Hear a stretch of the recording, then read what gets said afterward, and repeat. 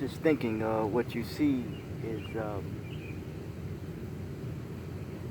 clear. Um, it's water encased in a bottle uh, that is on a bench that is made of possibly metal, I suppose, plastic, top of metal. But the people had a choice of clear water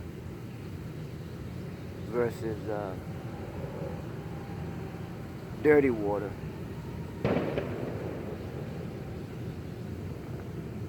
More than likely, they would choose the clear water. But if the water has been diluted or polluted and dirty and filthy, you think that the water looks clear and pure, but well, when you drink it, it's poison in the water. I know I used three different terms: diluted, polluted, and poison. But the programming system, any system that programs you and deceives you into thinking that you are drinking clear water, and they're giving you dirty water, filthy water, even though it doesn't look to be filthy. It doesn't look to be polluted.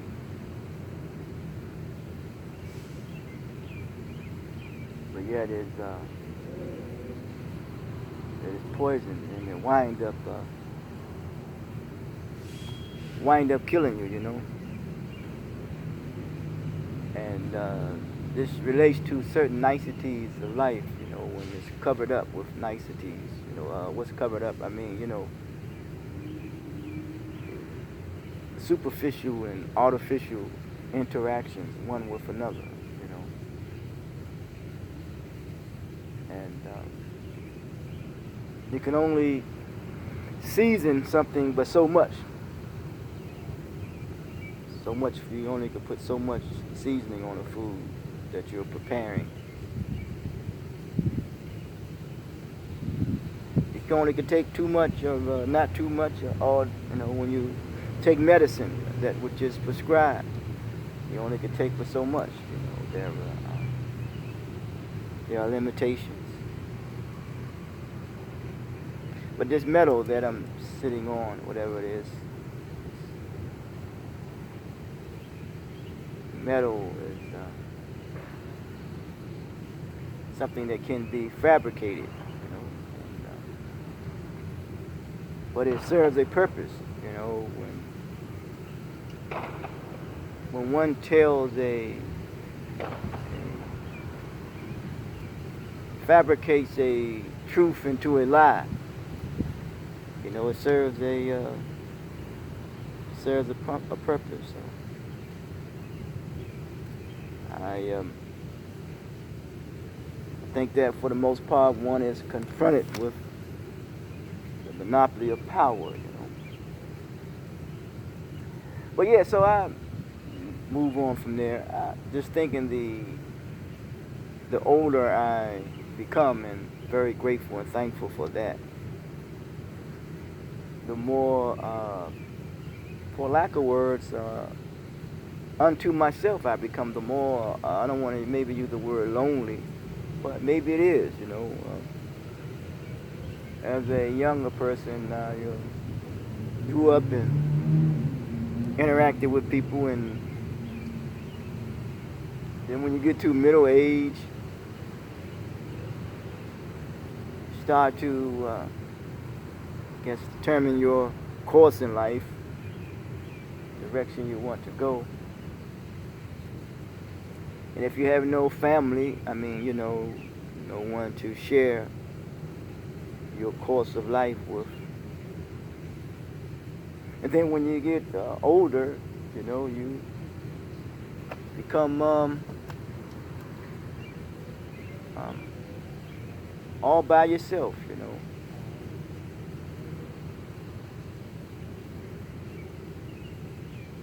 As I reflect and think about some things personally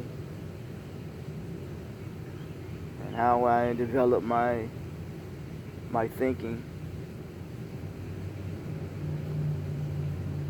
I consider now at this stage in my life I'm a transitional thinker. Which means I'm always in transition. I've learned to reason from the premise of conversation as well as reason with progression. I consider myself a consequentialist. I live my life as an aspirant to be an inspiration to myself as well as others. And I try to practice synchronism, which means I reverence that which bore me, and I reverence all other faiths. And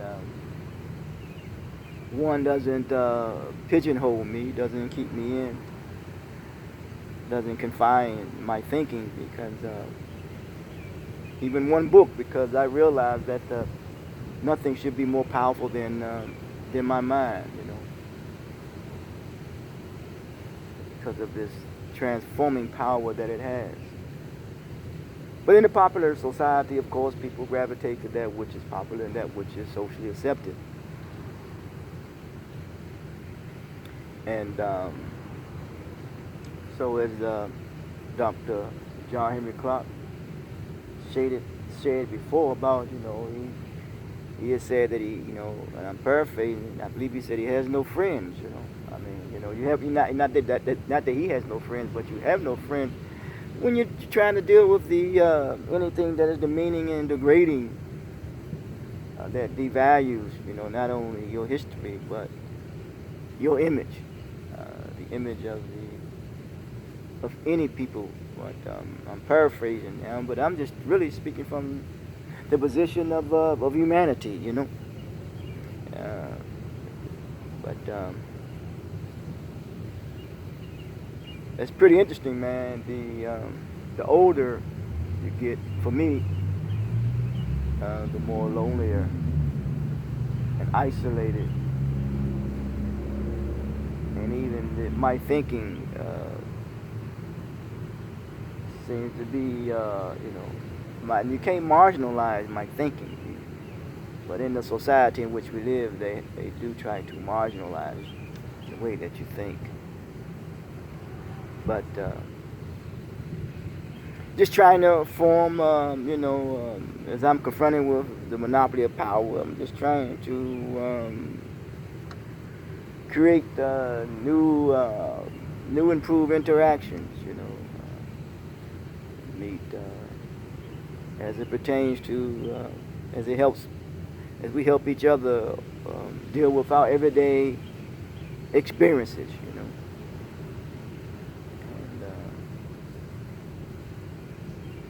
it's very challenging, it's very challenging. So trying to build each other up, as it pertains to coalition building, if I may use that word, creating a strong power base. Because the thing is, I always try to go against that which has been socially constructed, against for the betterment of my humanity and the development of my humanity, and for the betterment of developing my intellect. And organizations or business people, they come together. They want to monopolize, their power, and they want to hold on to it. So, but it should not be done in a way that they dominate. In a very dominating fashion and a controlling fashion, Because at the end of the day, man, you know, people want to, you could teach people other languages, but you can't teach them how to govern that. They must learn for themselves. That's Al Manzou. You know. I'm just reminded of two top-notch business uh, entities, if I may use that term. I think it was McDonnell Douglas Airlines pilots or organization, I don't know what word to use. I think McDonnell Douglas and Boeing, I don't know, one of them wasn't doing so good or what have you, I don't know. But they came together, you know, they monopolized their power. You know. That's coalition building. They came together, you know. And I think that's what's most important when and it pertains to family, community, whatever, that you don't want to see your brother or your sister without, you know. You want to empower your brother, empower your sister, empower your community. You want to empower each other, encourage each other, that we all can sit and eat at the table, you know, together, that none would be without. So, you know, this accessibility to wealth, you know, accessibility to wealth. Michael Malcolm, you know, talked about that, you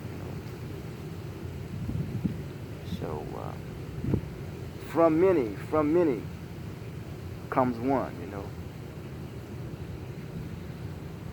From many comes one.